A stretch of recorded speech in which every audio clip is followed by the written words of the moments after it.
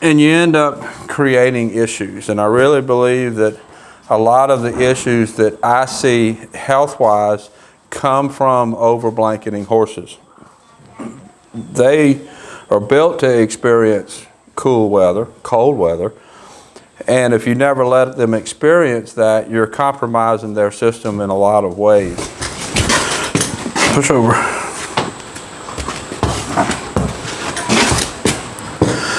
Just rode Zara here, and I want to take a minute and talk about blankets and blanketing horses, especially for people in the South like I am. I'm not totally anti-blanket. You should blanket for certain situations. But just for example, I had 3 horses come in yesterday from Montana, and it was 18 degrees, and they left Montana and they weren't blanketed up there in the snow and 18 degrees. People in the South where I am, every time it drops below 50 degrees, they want to put a blanket on, and they don't believe they realize the detriment that is to the horse. If you have a friend that you think needs to watch this video, share it with them.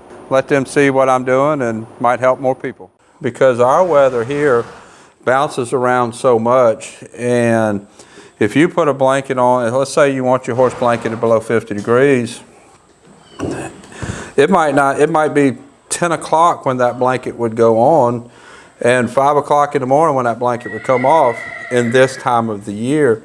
And in general, people just don't, you can't stick with that kind of routine regularly. And you end up either not putting the blanket on in a temperature that it has had a blanket, or you end up not taking the blanket off soon enough after it warms up the next day, and the horse ends up sweating under it, and you end up creating issues. And I really believe that a lot of the issues that I see health-wise come from over-blanketing horses. They are built to experience cool weather, cold weather, and if you never let them experience that, you're compromising their system in a lot of ways. I like to blanket older horses around here. We'll blanket them to help them hold in their body heat so they don't have to work as hard to maintain their body weight. And of course, show horses, they blanket to keep them slick, which in itself, I think that is still an issue, but that's a whole nother topic for a video. But if you blanket your horse and you blanket certain temperatures, think about what you're really doing to that horse, especially if you're changing that horse's coat. Hank down there that we show, we'll put a blanket on him some. If it's unusually cold at night, we'll put a blanket on him. If it's a cold rain, we'll put a blanket on him. That's kind of our blanketing rules around here. Normal cold nights, if we get down in the 40s, and that's kind of how the weather has been, and it's not raining, we typically don't blanket most of the horses here unless they have a health reason, like Lucy that is older and needs help maintaining her body weight, and Flash out there. So think about your blanketing and why you blanket. There's a big farm down the road from me that pasture boards, and it's all an owner maintained thing, and I'll go ride past their place, and it's 75 degrees and they've all got blankets on because they haven't taken the blankets off, and that causes way more health issues than not putting the blanket on at all. So if you blanket your horse, really think about what you're doing.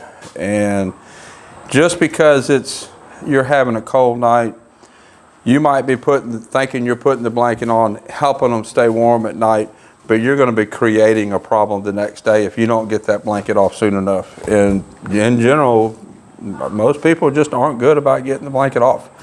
So if you got any questions about blanketing, put it in the comments below. And I'll put a link to the other Wash Right Wisdom videos series on YouTube. Until next time, thank you for watching.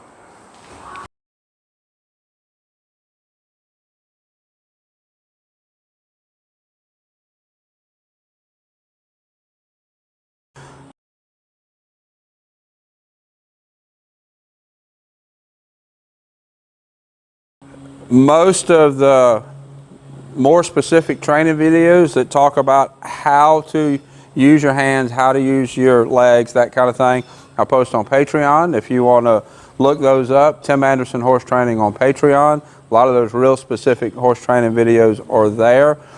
And every Thursday at 9 o'clock Central Time, I do a live training video. After that is over, I'll take the audio from that and upload it as a podcast on Spotify. So if you're driving and you want to hear the topic of what we're talking about on that Thursday, and hear the questions, because I take a lot of live questions, live training questions, and talk about those. So if you want to try that on Spotify, that's Tim Anderson Horse Training on Spotify.